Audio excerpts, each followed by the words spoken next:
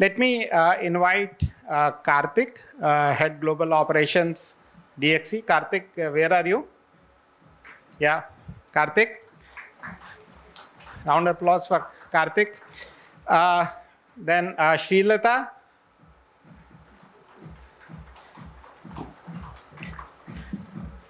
She's Director Learning and Development for Asia Pacific region for CGI. And we have Shivani. Shivani, please do step in here, Global Head of Technology Academy in NatWest Group. So we will continue with the same conversation. Please take a seat. With perspective from 3 different places, you can see that there are 2 more GSIs here, and one representing GCC from BFSI sector. So the context I've already set. Wanted to hear from you your perspective, but let me start with a specific question, maybe to you, Kartik. We are talking about paradoxes. From your company, share any one paradox which you have navigated.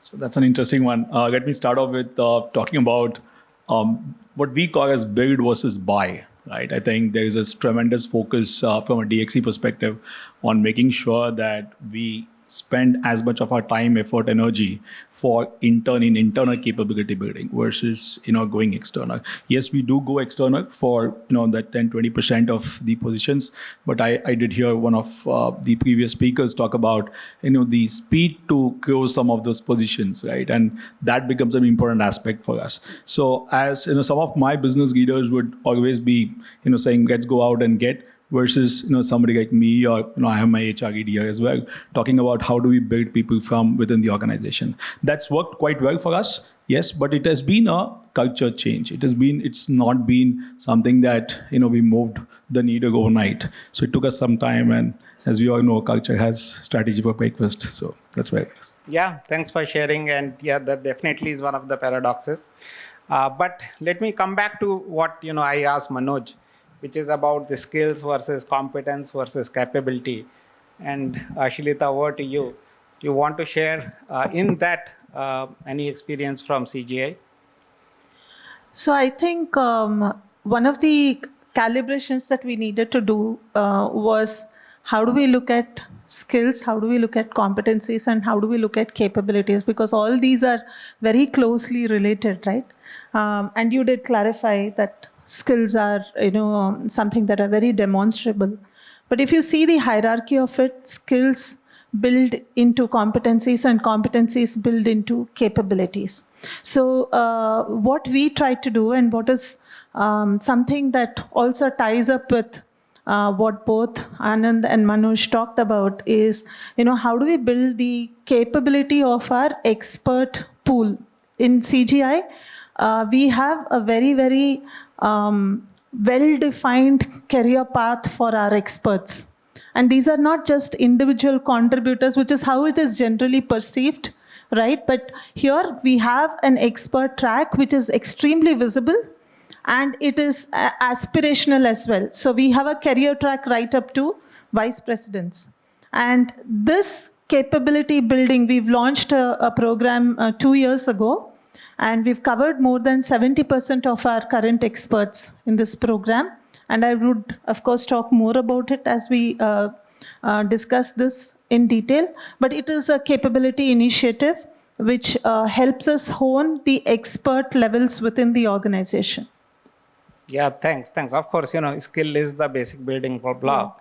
Yeah, Shivani, you want to share from your company? Anything? Sure. So first of all, thank you, StackRoute and Dr. Yogesh for inviting me. So just on the paradox on skills, competencies, and capability, I think at different point in time, you need focus on different pieces. So skills are equally important as capability. But from our perspective, especially, when we have looked at early career and the talent that you hire from campuses, I think that's where they need a lot of support, and a capability development becomes very important, because it's not just about the skills, but it is also about the knowledge and the behaviors they need to imbibe, as they move from a college to a corporate. So a very robust 2-year developmental program that we create for early career, so they become a successful professional engineer, I think is a great example of capability that we focus at NatWest.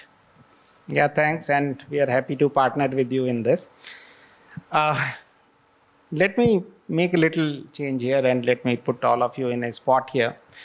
So let me ask everyone, what seems to be the biggest news around in India right now? Yeah? So elections, there is a lot of campaigning going on. There is some orange color, green color, all sorts of colors you will see.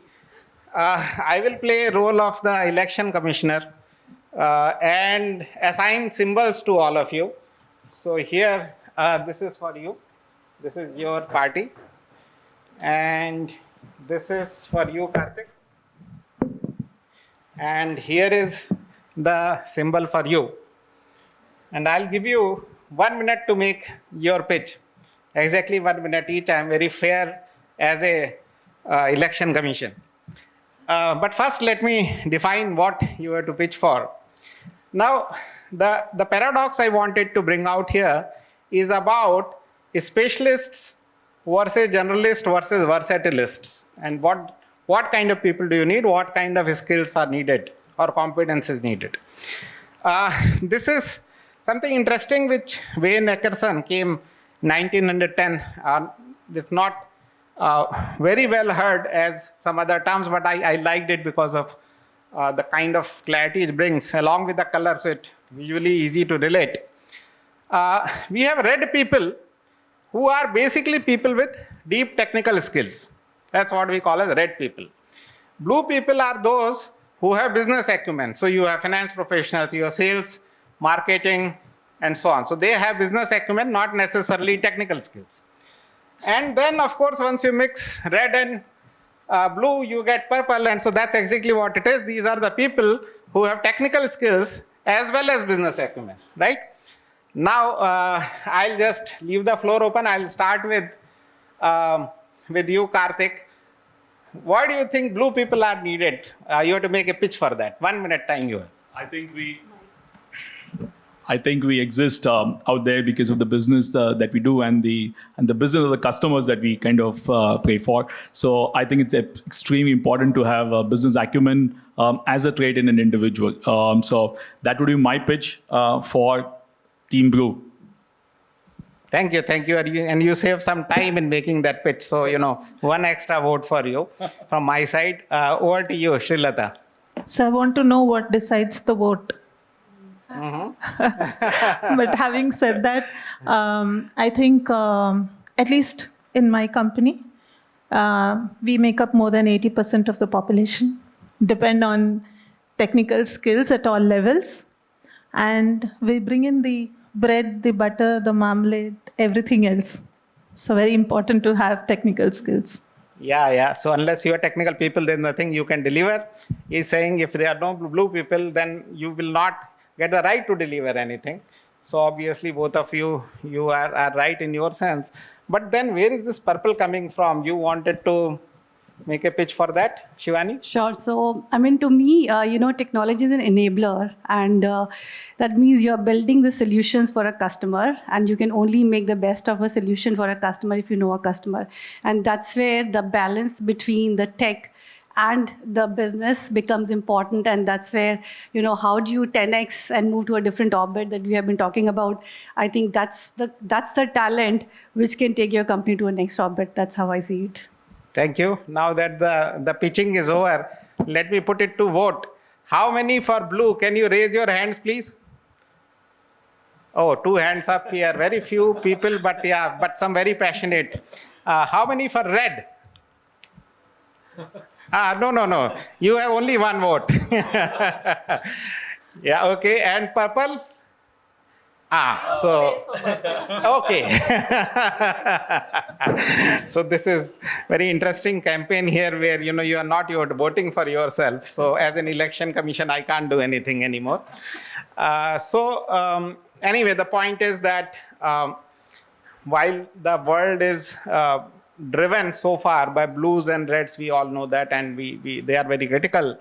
But given the nature of the skills changing very fast, and emergence of things such as GenAI now, but many other things, it's very important. The agility comes when you have more and more purple people. Of course, there are certain roles which are by nature purple, but the question is, how do we get more people to be purple and various shades of purple, from whether pure red or blue.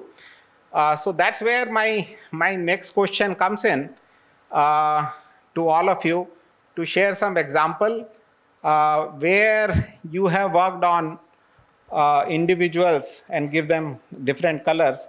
And maybe I can start again, this time maybe with you, Shivani. You wanted to speak about not necessarily this color. I mean, I know there's a lot of cross voting here, but for any experience here for any color which you have driven in your organization. Sure. So since we are talking about skills, competencies, and capabilities, and since we are talking about L&D, what I want to talk about is something very unique and truly that I believe in a purple color. So taking an example of starting with 2021, again, some of you who have come to the conference for the second time, who were there last year, you have heard me talking about that. But when the COVID happened and 2021, when there was so much of digital transformation happening, we needed a lot more engineers than they were available in the ecosystem. And that's where was a time and an opportunity for us to look at very differently on what our tech skills, our capability could look like.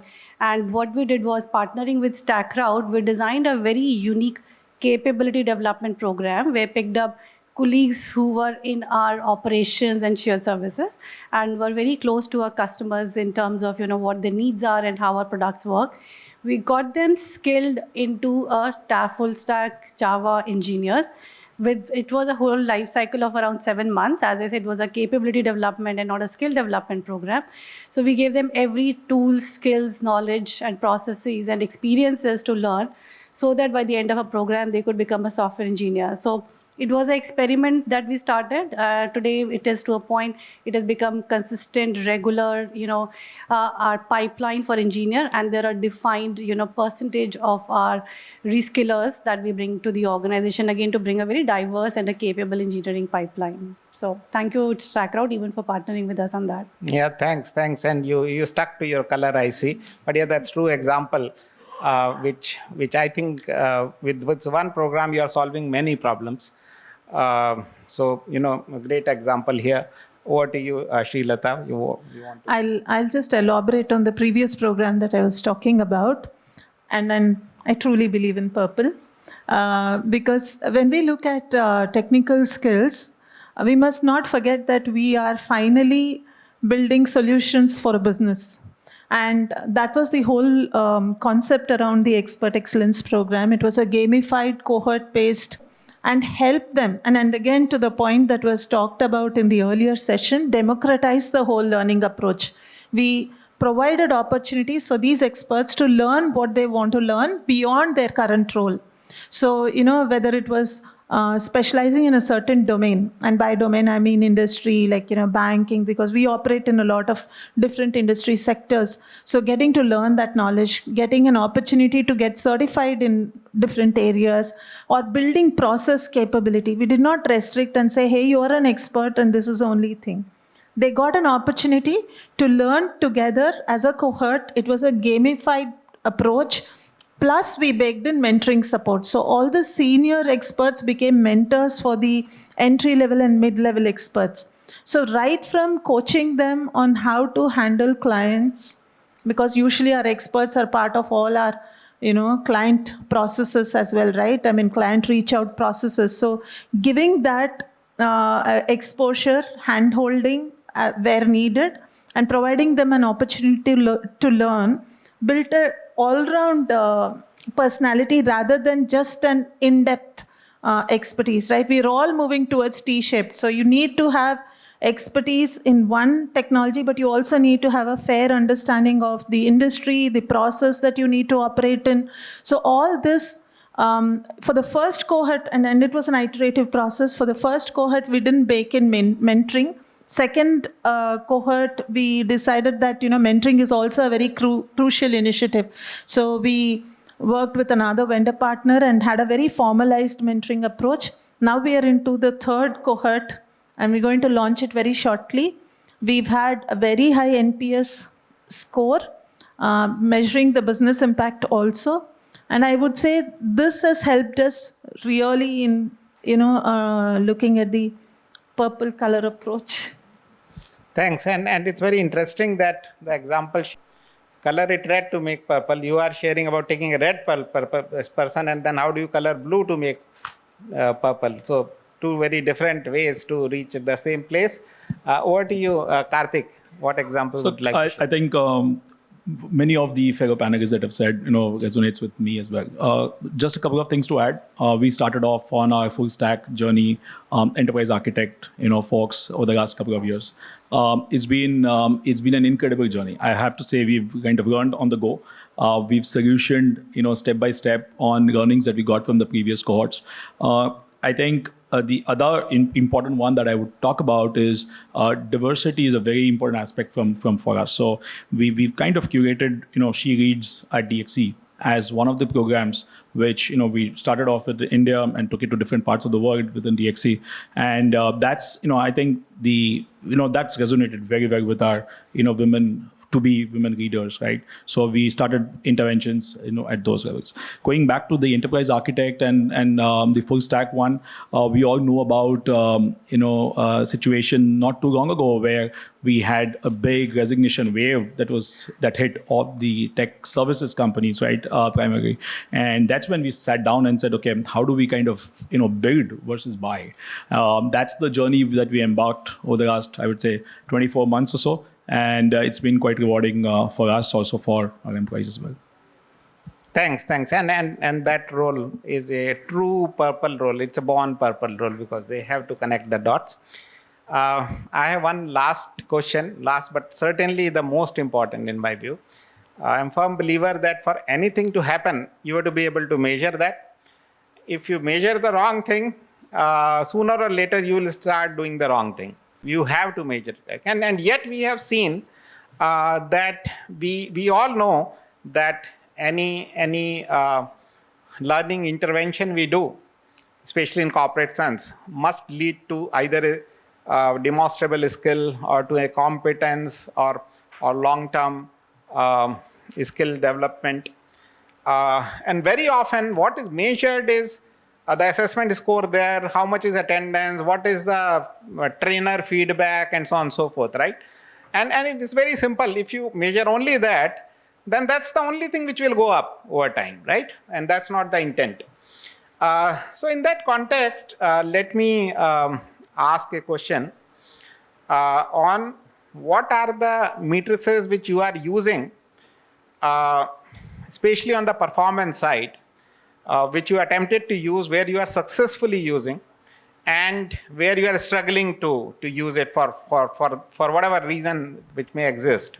And I'll just tweak a little, maybe Shivani to you. We can do some measurement during the training or just after the training. So let me ask you that question. So just after the training, have you attempted to move into the performance matrices, and if so, how successful you have been? Is your question during the training or after the training? Just after the training, but not much after the training. Okay. So taking back again the same example that I spoke about, which is reskilling, where we took up, colleagues from our non-tech and business side to move into the engineering. One of the key metrics that we are continuing to look at is, their ability to code. So for us in the organization, we use GitLab and Endeavor as our tools, significant strategic repositories in which all our engineers code. So what we are continuously monitoring over the next 6 months is their ability to code and, are they progressing with time on how much are they coding on a day-to-day basis. So that's first matrix. And the second one that we're looking at for them especially is the quality of code in terms of how clean is the code, how efficient is the code, which is helping us to see that, the program that we put together and the journey that they have when they move into business, is that a good journey? And also the further development opportunities in terms of, because, as we said, learning is a continuous process and they need a lot more support. So those are a couple of metrics that we are monitoring for these candidates. Thanks, and we are happy to partner with you in creating that dashboard, the engineering matrix dashboard. To you, I would like to ask, after the training, much after, maybe 6 months or 1 year, whatever is your time frame, what have you attempted to measure as performance matrices, and how far you've been successful in getting there? To my mind, it's very, very important to talk the walk. What we do needs to be talked about as well, and that's where all the matrices come in to place.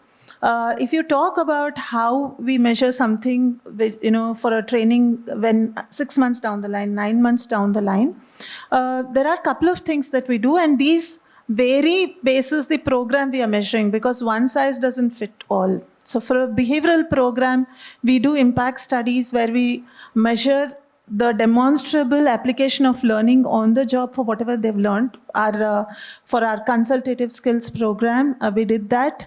And our business impact study actually got us a Brandon Hall Award. We got a silver award last year, where we talked about how, what the participants have learned and how are they applying it in their client interactions and all that.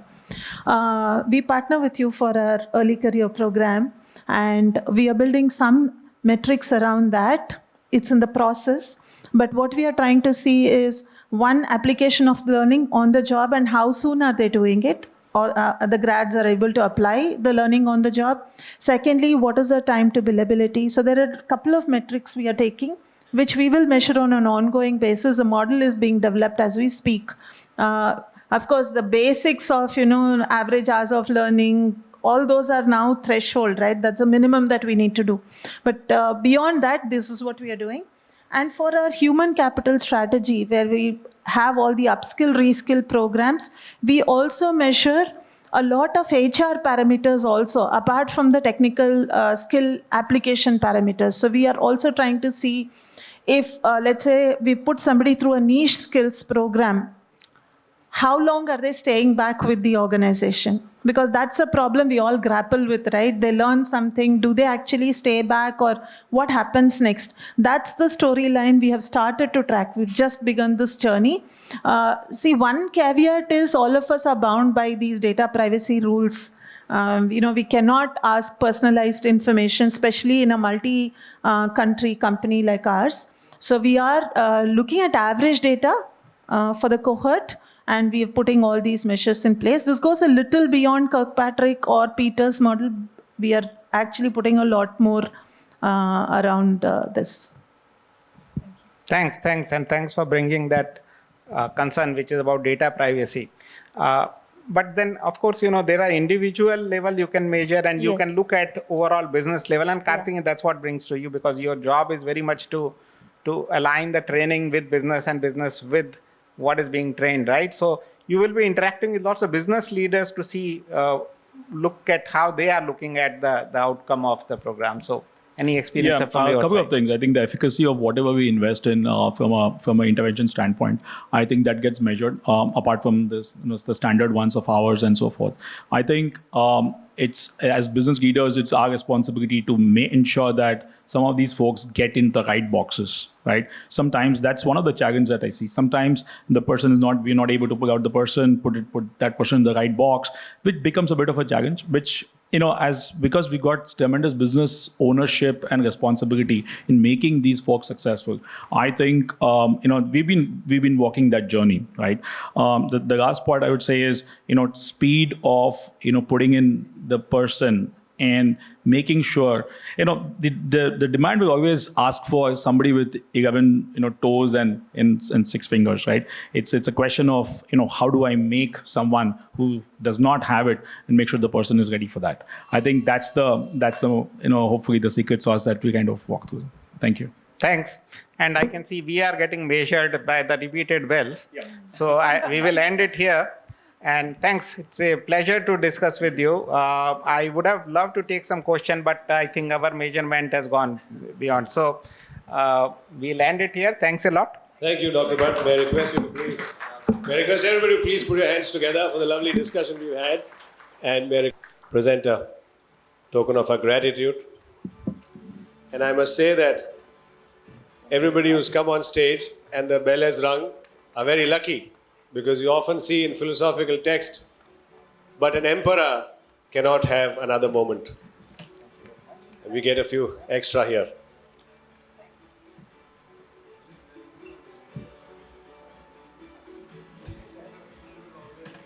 Absolutely, sir.